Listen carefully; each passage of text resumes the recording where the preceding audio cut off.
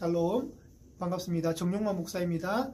위대한 복음 제3과 오늘 제3과를 배워보도록 하겠습니다. 오늘 제3과의 제목은 아기 예수님이 태어나시다입니다.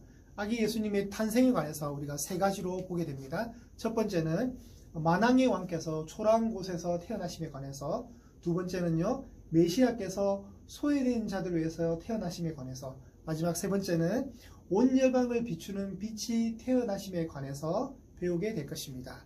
자, 그렇다면 강의 내용으로 들어가 보도록 하겠습니다. 오늘도 유익한 시간이 되시기를 소망합니다. 강의 시작하겠습니다. 자, 이번 과의 목표는 이렇습니다. 이번 과의 목표는 마태복음과 누가복음을 다루게 되는데, 둘 다 예수님의 탄생 이야기를 볼 것입니다. 예수님의 탄생 이야기를 우리가 보게 될 것이고요. 특히 누가복음에서는 목자들을 중심으로, 마태복음에서는 동방 박사들을 중심으로 볼 것입니다. 이것만 잘 기억하시면 됩니다. 이것만 잘 기억하시면 좋겠습니다. 자, 여러분 진행해 볼게요.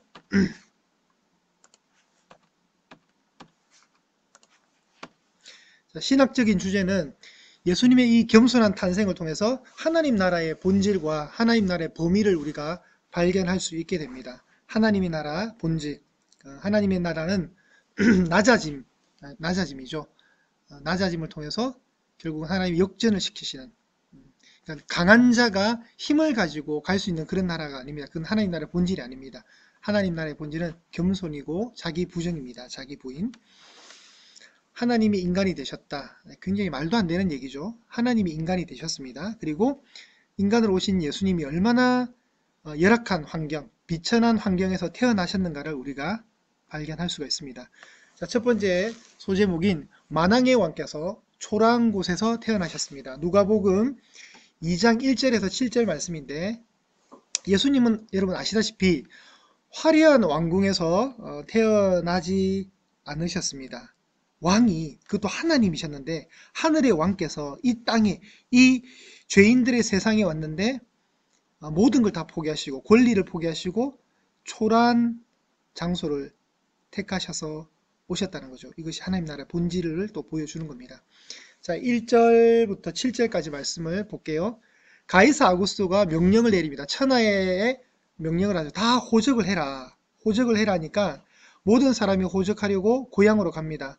요셉은 당연히 다윗의 혈통이죠. 그 다윗의 집이 어디입니까? 저기 남쪽에 베들레헴이죠. 갈릴리 나사렛은 북쪽에 있습니다. 북쪽에. 저기 남쪽 베들레헴으로 갑니다. 그때 이제 야코나 마리아와 함께 호적을 하러 가는데 이미 잉태가 되어 있는 상태였고요. 해산한 날이 찼습니다. 그리고 아들을 낳는데 첫 아들이라고 성경이 표기하고 있고, 강보로 싸서 구유에 누웠습니다. 왜 그랬냐면 그때 머물 수 있는 여관이 없었던 것이죠. 그러면 예수님의 탄생과 시대적 배경의 관련성을 좀 봐야 됩니다. 예수님의 탄생과 모든 사항들은 다 구약의 예언의 성취입니다. 성취. 당연한 거죠, 여러분. 그래서 구약의 예언을 잘 봐야 되는데, 특별히 시편 87편 6절에 보시면, 여러분 이런 구절들은 정말 끝내주는 구절들입니다. 여호와께서 민족들을 등록하실 때에는 그 수를 세시며 이 사람이 거기서 났다 하시리로다. 딱 봐도 여러분 이게 뭐 하는 거죠? 지금 우리가 읽었던 구절을 성취하는 거죠. 어떤 헬라어 역본, 그리스어입니다. 헬라어 역본에 보면 백성들의 인구조사 때에 이 사람이 거기서 태어날 것이라고 번역을 합니다. 이것이 백성들의 인구조사 때에 메시아적 임금이 태어날 것에 대한 예언으로 해석을 할 수가 있는 거죠. 아우구스가, 로마의 황제가 권력을 물려받고 이제 제국을 정비하는 차원에서 호적의 명령을 시키는 겁니다. 인구수, 인구 분포, 그리고 자신의 제국의 자산의 가치가 얼마나 되는가를 호적을 통해서 하는 거죠. 당시의 로마는 지배국이었고, 로마 황제는 팍스 로마나, 그러니까 강력한 군사력을 기반으로 한 팍스 로마나, 로마의 평화의 시대를 구축하고 있었는데, 그 로마의 평화에 대비된 그리스도의 평화, 예수님의 탄생, 진짜 왕이 오는 것을 보여줍니다. 예수님의 탄생을 통해서. 자, 그래서 14절에 가시면 나중에 보겠지만 영광이라든가 평화라는 단어 속에서 로마 황제를 뛰어넘는 온 우주의 주로 오신 예수님, 하늘에서 하나님께 영광인 예수의 탄생은 로마 황제의 영광보다 더 위대하고 예수를 통해 이루어지는 땅에서의 평화는 군사력에 기반한 팍스 로마나보다 뛰어남을 얘기해주는 단어입니다. 영광, 단어. 하늘에 쓰는 영광, 땅에 쓰는 하나님이 기뻐하신 사람들 중에 평화. 영광이라는 단어, 평화라는 단어가 팍스 로마나를 그리고 황제의 영광을 뛰어넘는 어떤 시대적인 배경 속에서 이 말을 쓰는 겁니다. 로마 황제 아구스도가 뜬금없이 이 시점에서 왜 천하의 명령을 내려서 자기가 지배하고 있던 영토에 왜 호적을 가라고 명령했는가? 왜죠? 하나님의 뜻을 이룬 도구입니다. 이것은 이사야 45장 1절에 나오는 고레스를 향한 하나님의 뜻을 위한 도구의 샘플링입니다. 여러분 고레스가 누구입니까? 바벨론을 무너뜨렸던 페르시아의 초대 왕이죠. 이 초대 왕이 바벨론 시대 때 끌려왔던 유다 백성들을 야 너네 나라 다 돌아가서 성전 지으라고 뜬금없이 얘기한단 말이죠. 그 고레스 칙령이 있단 말입니다.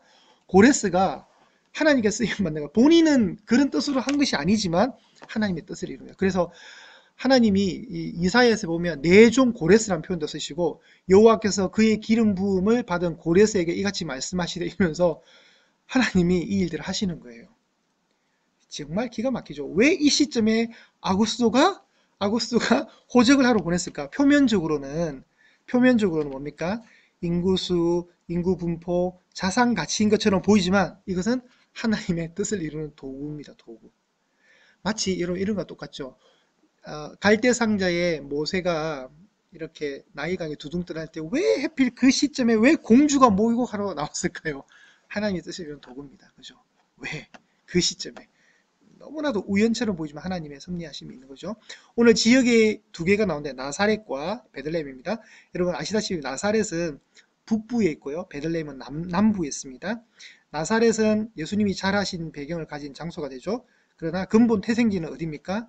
베들레헴입니다. 그러면 여러분 여기서 보면 호적 때문에 나사렛에 살던 요셉과 마리아가 베들레헴으로 간단 말이죠. 왜 베들레헴으로 가야 됩니까? 예수님의 고향은 베들레헴이 되셔야 되거든요. 그렇잖아요, 여러분. 만약에 나사렛에서 예수님 나면 이 구약의 성취가 이루어지지 않는단 말이에요. 미가서에 나오잖아요. 결코 너는 작은 마을이 아니다.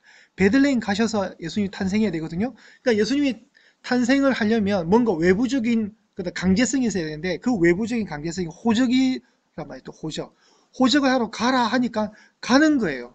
요셉이 유다 지파 소속 다윗의 후손이니까 다윗의 고향인 베들레헴에 가야 되는 거예요. 하나님의 절묘한 섭리입니다. 소름 돋지 않습니까? 첫 아들을 강보에 싸서 구유에 누웠습니다. 자, 첫 아들이란 말 속에 모세의 율법에 규정된 장자의 모든 특권을 누릴 수 있다는 뜻과 함께 마리아와 요셉에게는 또 다른 아이들이 있음을 얘기했습니다. 암시하는 내용이죠. 제가 지난주에 그 2과 때 얘기했듯이 예수님의 가정은 최소 9명입니다. 그리고 최대 얼마인 줄 모릅니다. 누이들, 여동생들이 몇 명이 있는가는 성경에 언급을 하지 않으니까. 그런데 분명히 예수님을 시작해서 남자 아들만 5명이었거든요. 5명이었고 그 중에 야고보와 유다는 성경의 저자라 그랬죠. 신약 성경의 저자. 자, 구유라는 말이 좀 슬프죠. 어느 가정집 지하 동굴. 구유가 뭐죠? 짐승들 밥그릇이죠. 네. 베들레헴 어느 가정집의 지하 동굴에 있던 구유에 예수님이 오셨습니다. 요한복음 1장 3절에 보면 만물이 그가 누굽니까? 예수님이죠. 만물이 예수님으로 말미암아 지연받았는데 막상 예수님은 머리 둘 곳이 없는 진짜 머리 둘 곳이 없는 그 여관 하나가 없어서 참 가난한 모습으로 태어나셨습니다. 실제로 마리아의 가정, 요셉의 가정은 가난했고요. 가난했기 때문에 정결 예식할 때 비둘기를 드렸던 거죠. 부자였으면 아마 소, 양, 염소 드렸을 건데 예수님의 가정은 비둘기를 드렸습니다. 집비둘기, 산비둘기. 자, 두 번째 제목은 메시아께서 소외된 자들을 위해 태어나셨습니다. 소외된 자들. 누가복음 자체가 정말 소외된 자들을 위한 복음서거든요. 그래서 여기에 보면 이제 목자들이 나오는데 이 목자들은 양떼를 지키는 이 목자들은 이 표적을 예수님의 오심을 전달하는 전달자의 역할을 하는데 누가복음에는 여인들이 참 많이 나오고요. 가난한 어떤 병자들의 이야기, 정말 예수님이 이 땅에 오신 소외된 자들을 위한 메시아로서의 그 그림이 누가복음에 참 많이 나옵니다. 오늘은 이제 목자입니다. 목자. 아까 제가 첫 번째 목자와 동방박사들을 잘 보자 했죠. 목자들입니다. 목자들. 자, 그 지역의 목자들이 이제 밤에 밖에서 양떼를 지키는데 주의 사자가 곁에 서고 주의 영광이 그들을 두루 비추며 크게 무수하는지라 천사가 이르되 무수하지 말라 보라 내가 온 세상에 미칠 큰 기쁨의 좋은 소식을 너에게 전하노라 오늘 다윗의 동네에 너희를 위하여 구주가 나셨으니 곧 메시아다 그리스도 주시니라 너희가 가서 강보에서 하여 구유에 누워 있는 아기를 보리니 이것이 너에게 표적이니라 하더니 호련히 수많은 천군이 그 천사와 함께 하나님을 찬송하여 이르되 지극히 높은 곳에서는 하나님께 영광이요 땅에서는 하나님이 기뻐하신 사람들 중에 평화로다 하니라. 자 여기서 뭐 많은 얘기들이 나올 수 있는데 일단 목자들에게 예수님의 탄생의 소식을 알립니다. 종교 지도자들 바로 베들레헴 옆 동네가 예루살렘인데 예루살렘에 성전이 있고 그 성전에 수많은 종교 지도자들이 있단 말이죠. 그런데 그 종교 지도자들에게는 이 하늘의 엄청난 온 백성들에게 미칠 하늘로부터 오는 이 기쁨의 좋은 소식을 전달하지 않고 전혀 뜬금없이 목자들에게 예수님의 탄생을 알립니다. 그리고 그들이 갔을 때 강보에 쌓여 구유에 누이는 아기를 보는데 이것이 너희에게 표적이라는 거죠. 이게 사실이라는 겁니다. 사인이 된다는 거죠. 수많은 천군이 하나님을 찬송합니다. 그래서 우리가 흔히 하는 지극히 높은 곳에서는 하나님께 영광, 땅에서는 평화 이런데 아닙니다, 여러분. 땅에서는 평화이지만 정확하게는 하나님이 기뻐하신 사람들 중에 평화. 네, 땅의 평화는 아무에게나 평화가 오는 것이 아니라 하나님이 기뻐하신 사람들. 이 누굽니까? 당신이 선택하신 선민 백성들, 영적 이스라엘 백성들, 우리죠, 우리. 구원받은 사람들. 그 구원받은 사람들에게만 해당하는 평화입니다, 예수님은. 그러니까 지극히 높은 곳에는 하나님께 영광, 땅에서는 평화가 아닙니다. 땅에서는 평화가 아니라 하나님이 기뻐하신 사람들 중에 평화, 전제가 붙습니다. 전제가. 저와 여러분들에게 예수님의 탄생은 평화입니다. 천사들이 떠나 하늘로 올라가니 목자가 서로 말하되 이제 베들레헴으로 가서 주께서 우리에게 알리신 바 이 이루어진 일을 보자 하고 자 이제 가죠. 빨리 가서 마리아와 요셉과 구유에 누인 아기를 찾아서 보고 천사가 자기들에게 이 아기에 대하여 말한 것을 전하니 듣는 자가 다 목자들이 그들에게 한 말한 것들을 놀랍게 여기되 마리아는 이 모든 말을 마음에 새기어 생각하니라. 마리아는 목자들이 말한 이 말들을 마음에 새깁니다. 목자들은 자기들에게 이르신 바와 같이 듣고 본 그 모든 것을 인하여 하나님께 영광을 돌리고 찬송하며 돌아가니라. 자 여기서 살펴볼 몇 가지의 포커스는 여러분 우리가 흔히 성탄절 때 선곡하잖아요. 저도 그랬고 선곡 저도 해봤고 뭐 했는데 여기 보면 예수님 탄생했잖아요. 예수님 탄생이고 이들 목자인 것 같아요. 이거 누구예요? 여러분 딱 봐도 동방박사들 세 사람이죠. 예수님이 탄생 때 목자들이 있고 동방박사가 한 공간에 있지 않았습니다. 절대 있지 않았습니다. 여러분 절대 있지 않았습니다. 예수님의 탄생 때는 동방박사들은 없었고요. 목자들만 있었습니다. 이건 우리의 큰 오류입니다. 오류. 자 가난하고 소외받은 자들을 대표하는 사람들이 바로 목자였는데 목자들이 당시에는 당연히 가난한 사회, 가난한 어떤 부류에 천한 사람 분류되었겠죠. 누가는 그들이 예수님을 맨 처음 만난 경배한 사람들이라고 강조를 합니다. 왜 목자들일까? 왜 종교 지도자들을 제외하고 이렇게 소외받고 가난한 외면받던 천한 부류의 사람들에게 이 예수님의 탄생을 알렸을까? 네, 궁금하죠.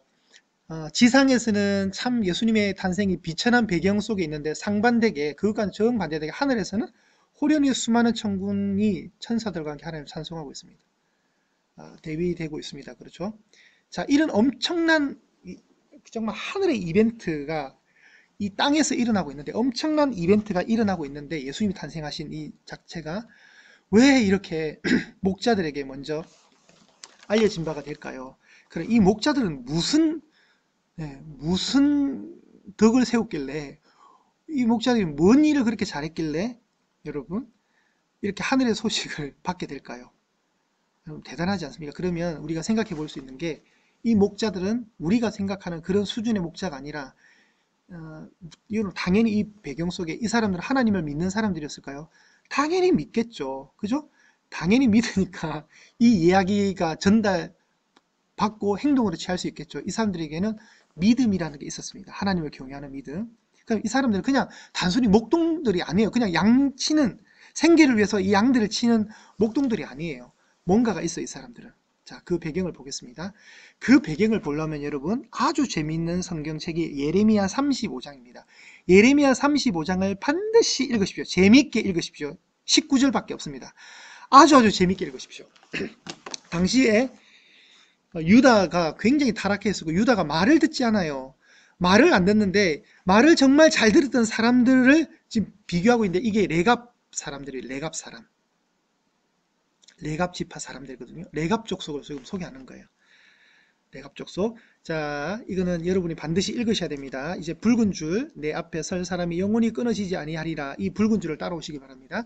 자, 레갑 족속은 예레미야 35장을 배경으로 하고 예레미야 35장을 배경으로 하는 그 시점에 250년 전에 선조가 레갑의 아들 요나답의 자손이라고 했죠. 요나답이라는 이 선조가 뭐라 했냐면 너네는 집도 짓지 말고 파종도 하지, 파종이란 말 농사 짓는 거죠. 농사도 짓지 말고 포도원도 가지지 말고 포도주는 영원히 마시지 말라 그러는 거예요. 영원히. 그리고 너희들은 어떻게 살아야 되냐면 집을 짓지 않으니까 당연히 어디 살아야 돼요? 장막에 살아야 돼요. 언제? 평생 동안 살아야 돼요. 여러분 이거는 마치 어떤 거냐면 모든 사람들이 다 스마트폰을 가지고 있는데 너네는 투지폰 아니야 유선 전화기만 써라 이거하고 똑같은 거예요. 아니면은 교환 552에 8200번 부탁합니다. 이런 시대의 불편함으로 살아가는 거죠. 비유를 하자면 여러분 평생 이렇게 삽니다. 왜 그러냐면 역사적 배경이 있는데 그 역사적 배경은 또 막 열왕기상하로 올라가야 됩니다. 그런데 예후라는 왕이 이제 아합 왕가를 무너뜨릴 때 요나답이 같이 예후와 함께 연합해서 그 아합 가문을 무너뜨리는데 이 요나답이 참 지혜로운 사람이었어요. 이렇게 이스라엘 백성들이 타락하게 된 원인이 이런 포도주 음주 문화 또 우상 숭배하는 문화 속에 음탕한 문화 뭐 이런 걸 원인으로 삼았어요. 그래서 우리 후손들은 이 최소한 우상 숭배를 피하려면 이 몇 가지 규율을 만들어야 되겠다 해서 250년 전에 이 규율을 준 거예요. 그런데 이제 예레미야를 통해서 하나님이 테스트를 하시는 거예요. 술 마셔보게 해봐라고. 술 마셔보게 하라고 하는데 이 사람들이 예레미야 35장에 가면 술을 마시지 않거든요. 봐봐봐. 걔들은 그들의 선조의 명령을 이렇게 잘 지키는데 내 백성은 안 지킨다는 거예요. 순종을 안 한다는 거예요. 지금 순종을 대비시키는 거예요. 그러면서 하나님이 축복을 하십니다. 레갑 족속에게, 레갑 가문 사람들에게 축복을 하는데 내 앞에서 하나님 앞에서 설 사람이 영원히 끊이지 않는다. 근데 이후에 보시면 여러분 이런 레갑 족속의 레갑 족속의 흔적이 사라져요. 네, 흔적이 사라져요. 그래서 참 궁금하죠. 이 사람들 어디 갔을까? 어디 갔을까? 자, 이 목자들은 우리가 추측할 때 레갑의 후손일 확률이 굉장히 높습니다. 많은 학자들이 그렇게 추측을 해요. 왜 그러냐면 바벨론으로 굉장히 많은 사람들이 바벨론 유수라고 하죠. 끌려갑니다. 근데 목자들은 이 레갑 족속들은 다 목자로서 살아남았거든요. 영향력이 없는 사람들이니까 왕족도 귀족도 아니니까 천민이니까 끌려가지 않아요. 이 사람들이 끌려가지 않고 뭐합니까? 계속 유목생활을 하는 거죠. 그 사람들이 경건하게 믿음을 가지고 계속해서 유목생활을 하면서 여호와를 경외하는 사람으로 삽니다. 내 앞에서 설 사람이 끊어지지 않는다 하는 약속이 있으니까 그러니까 어때요? 이 후손들이 어떻게 합니까? 그 믿음을 지킨 대가로 예수님 탄생하는 그 시점에 이 사람들이 되는 거예요. 레갑의 후손들. 그리고 하늘로부터 엄청난 계시의 영광을 받는 거예요. 여러분 참 소름 돋지 않으세요? 저는 예레미야 35장 보면 참 멋있다는 생각이 참 많이 들어요. 자, 바벨론으로 끌려가지 않고 남았던 후손들. 그런데 나중에 보겠지만 바벨론으로 끌려가서 또 살아남은 자들이 있단 말이죠. 그 사람들이 바로 동방의 박사들입니다. 자, 세 번째 마지막 제목은 온 열방을 비추신 빛이 태어나셨습니다. 이제는 마태복음으로 가야 되는데 마태복음 잘 알듯이 헤롯 왕 이야기죠. 헤롯이 왕으로 있을 때 유대 베들레헴으로부터 예수께서 유대 베들레헴에 태어나셨는데 동방의 박사들이 별을 보고 찾아옵니다. 유대인의 왕으로 나신 이가 어디 계십니까? 우리가 동방에서 그의 별을 보고 와서 경배하려고 왔습니다. 그러니까 헤롯 왕과 온 예루살렘이 듣고 소동하였습니다. 이게 왜 소동하냐? 그렇게 될 수밖에 없어요.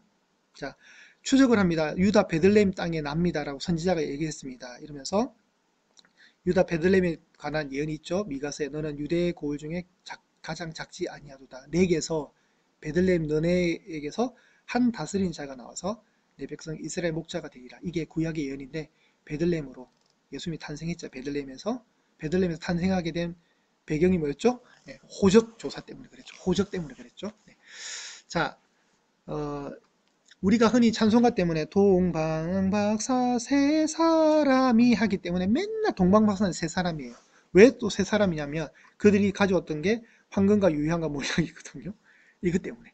자, 동방의 박사들이 이제 예수님께 가는데, 자, 집에 들어가. 이게 아주 중요한 단어죠. 집에 들어가 아기와 그의 어머니 마리아가 함께 있는 것을 보고 엎드려 아기에게 경배하고 보배압을 열어 황금과 유향과 몰약을 예물로 드립니다. 자, 이 배경은 아실 겁니다. 조금 넘어갈게요. 자, 예수님이 탄생할 때 별을 보고 그 별을 보고 이 동방의 박사들이 이 페르시아 땅에서 이렇게 옵니다. 이거는 이제 고레스가 너네 땅으로 돌아가 할 때 1차 경로가 이렇게 되었고 붉은색이 2차 경로라는 걸 보여준 사진인데, 어쨌든 제가 말하고 싶은 건 뭐냐면 이 페르시아 지역에서 유다, 베들레헴, 예루살렘까지 이게 엄청 먼 거리예요. 여러분, 나중에 보여드리겠지만 1400km 정도 되는 굉장한 대장정이란 말이죠. 그러면 동방의 박사 3명만 달랑 왔을까? 여러분, 이 과정에 오면서 엄청난 위험 요소가 많거든요. 이게 그냥 올 수 있나요? 느헤미야가 올 때 하나님이 느헤미야를 통해서 계속해서 던져주는 그 문구가 있는데, 하나님의 선하신 도움을 통해서라는 말이 참 반복돼요. 진짜 여기서 포로들이 오는 과정들이 쉽지 않아요. 포로 귀환하는 예루살렘 백성들이. 마찬가지로 동방의 박사들이 올 때는 그냥 오지 않았습니다. 엄청난 수행원들, 경호원들 끌고 다 왔을 거라고. 여기도 지금 페르시아니까 흑인으로 묘사하고 대충 좀 까무잡잡하게 아랍인으로 묘사하고 뭐 이렇게 좀 그 세 명으로만 보는데, 동방의 박사들이라 했기 때문에 이 1400km의 여정을 온 사람들은, 별을 보고 온 사람들은 3명 이상일 확률이 있습니다. 3명만 아닐 수 있어요. 왜냐하면 온 예루살렘에 소동했다 할 때 이 소동은 굉장히 그 조용한 마을에 진짜 조용한 호수까지 돌멩이 탁 던졌을 때 그 파장과 똑같은 효과를 내는 표현이거든요. 그게 소동했단 말이에요. 온 소동했을 정도면 이 조용한 무리가 아니라는 겁니다. 이 사람들이 엄청난 수행원을 이끌고, 그리고 남의 나라 땅에 온 거잖아요. 지금 헤롯이 왕으로 있는 이 지역에. 그런데 이 헤롯이 어떻게 뭐 하대한다거나 뭐 함부로 하지 못하는 영향력 가진 포스를 가지고 왔단 말이죠. 이 동방의 박사들은 당연히 학식인의 엘리트 그룹이겠죠. 페르시아 궁정에서 막대한 권력을 행사하던 사람이었을 겁니다. 그런데 이 사람들이 누구냐? 이방인인데 하나님 어찌어찌 믿어서 별을 보고 왔다. 이렇게 보는 견해가 있고, 저는 지금 말하는 이 후자의 견해를 더 지지하고 싶습니다. 분명히 다니엘을 비롯한 왕족들이, 귀족들이 바벨론으로 끌려갔습니다. 그러면 그 바벨론을 끌려갔을 때 후손들이 있을 거 아니에요. 그 후손들이 여호와를 경외하는 신앙이 있었을 것이고, 그 후손들이 참 운 좋게도 페르시아 그 왕궁에서, 바벨론의 왕궁에서 뭘 배웠겠어요? 학식이 있는 그룹에 속해서 잘 배웠겠죠. 다니엘이 대표적인 사람이잖아요. 다니엘과 세 친구들이 바벨론 때, 바벨론 왕 느부갓네살 때부터 벌써 배웠단 말이죠. 당연히 그 후손들이 많은 어떤 학문들을 배웠을 거고, 천문학을 전수받아서 분명히 연구를 했을 겁니다. 그리고 구약을 잘 알기 때문에 별에 관한 관점을 고민을 많이 했을 거고, 그때 어느 정도 엘리트 그룹 속에서도 엘리트 그룹으로 올라가서 그 권력을 행사하는 사람들이 구약에 예언했던 그 별을 보고 온 거예요. 그러니까 신앙이 없으면 불가능한 일이겠죠.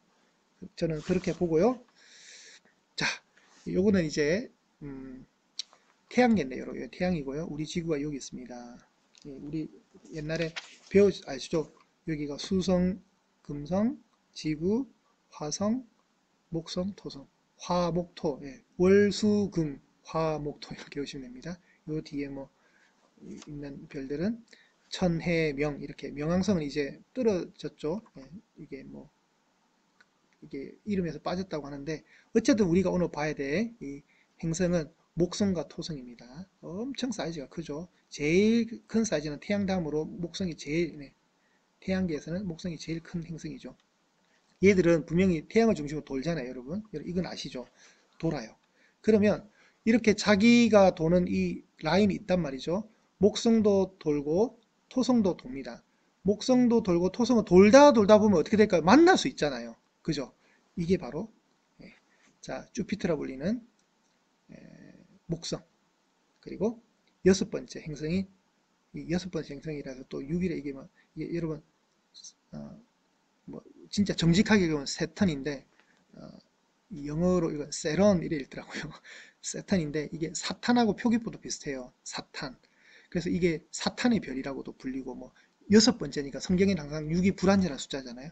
그러니까 뭐 루시퍼의 별이다 불리고 막 이런 별명들이 있더라고요. 자, 어쨌든 목성 목성과 토성이 목성과 토성이 뱅글뱅글 돌면서 만난단 말이죠. 이 만날 때 언제 만나냐면 854년 만에 만납니다. 그러니까 이거는 여러분 자주 만나지 않고요. 만났을 때 이게 별이 춤춘다 그러죠. 앞뒤로 왔다 갔다 하는 어떤 착시 현상이 보일 정도로. 왜냐하면 지구도 공전하기 때문에 지구도 공전 자전을 하기 때문에 지구가 이렇게 돌면서 이렇게 화성과 아니, 화성이 아니죠. 토성과 목성이 이렇게 겹치고 서로서로 겹치면서 춤을 출 때가 있는데 이게 854년 만에 일어나는 현상들이거든요. 그러면 어, 이걸 제가 안 들고 왔구나. 네. 854년 만에 나는데 여러분 이거는 제가 추천해드리면 이건 제 설명을 듣는 것보다 유튜브에 가시면 김명현 박사님의 성경과학 세미나가 있는데 위에 있는 요 파란 색깔 과학, 예언, 역사, 동방박사의 메시아 별이라는 거 이거 잘 보세요. 잘 보시면 이 내용이 너무 재밌게 잘 설명이 되어 있어요. 네, 되게 재밌게 잘 설명이 되어 있고 참고로 우리는 12월 25일을 예수님의 성탄절 우리가 뭐 성탄절로 하는데 이분의 주장에 의하면 요새는 이제 그 과학이 발달하니까 이거 다 이게 어, 궤, 태양계의 궤도를 다 돌리는 프로그램이 있거든요. 그 예수님이 태어난 날이 언제냐면 5월달이세요. 5월달. 5월 14일인데 5월 14일 BC 6년에 BC 6년에 5월 14일에 예수님이 태어나셨어요. 그 목자들이 양을 칠 때 우리가 12월 25일이니까 막 겨울에 추운 날씨에 막 그래 생각하시면 안 돼요. 늦은 봄입니다. 늦은 봄. 늦은 봄에 예수님이 탄생하셨거든요. 5월 14일이라는 걸 알려주는 아주 재밌는 얘기가 많아요. 이거는 제가 다 담을 수 없어서 어, 여러분에게 추천만 해드립니다. 아래 강의도 아마 마찬가지일 거예요. 장소가 다르고 아니야 장소가 다른 게 아니라 제목만 좀 이렇게 돼 있는데 뭐 3시간 돼 있는데 요게 아마 같은 내용일 겁니다. 저는 이걸 봤거든요. 이거 보시면 정말 재밌습니다. 나중에 2시간 36분짜리인데 저기 2시간 이후 후반전에 가면 다 나옵니다. 그거 꼭 참석하시면 되고요. 여러분 요나서에 보면은 요나가 굉장히 성의 없이 가서 40일 뒤에 니누에 망한다 이렇게 말하거든요. 근데 왕부터 백성들 짐승까지 다 금식시키단 말이에요. 이게 왜 그러냐면 요걸 이제 프로그램에 돌려보면 그때 일식이 있어가지고 이 과거에는 이런 거 보면 굉장히 공포감을 주잖아요. 요나가 이 말을 할 때 왜 힘이 실렸냐면 이런 현상이 있어서 그렇다고 해요. 이것도 이분이 알려주는 내용이에요. 되게 재밌는 내용이 있습니다. 요나가 왜 이래 요나의 말빨이 먹혔느냐 왜 짐승까지 금식하게 말할 수 있는 말빨이 먹혔느냐. 이스라엘 백성도 회개를 절대로 회개 안 하거든요. 근데 이 이방 나라가 회개를 한단 말이죠.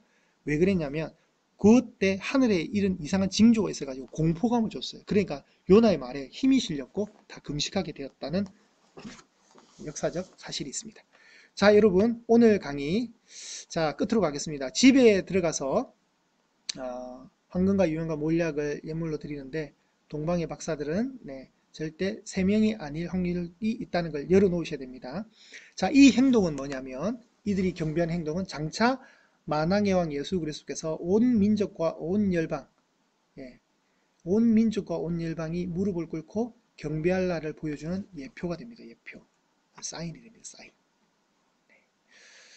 자, 오늘 세 가지의 그림을 봤습니다. 자, 그리스도와의 연결을 보십시오. 예수님은 철저하게 예언을 이루신 분이고 약속된 메시아는 오셔서 이름도 없이 낮고 천한 곳 태어나셨고 그러나 죽음과 부활을 통해서 그분을 왕으로 높이는 받습니다. 이제 이 예수님의 비천한 탄생에서 우리는 모든 민족의 모든 사람을 사랑하신 하나님을 발견하게 됩니다. 오늘 정말 그리스도가 많이 담겨 있는 3과였습니다. 여러분 오늘의 내용도 잘 기억하시면서 잘 숙지하시고 끝까지 경주하시기를 응원합니다. 여러분 다음 4과에서 뵙도록 하겠습니다. 샬롬.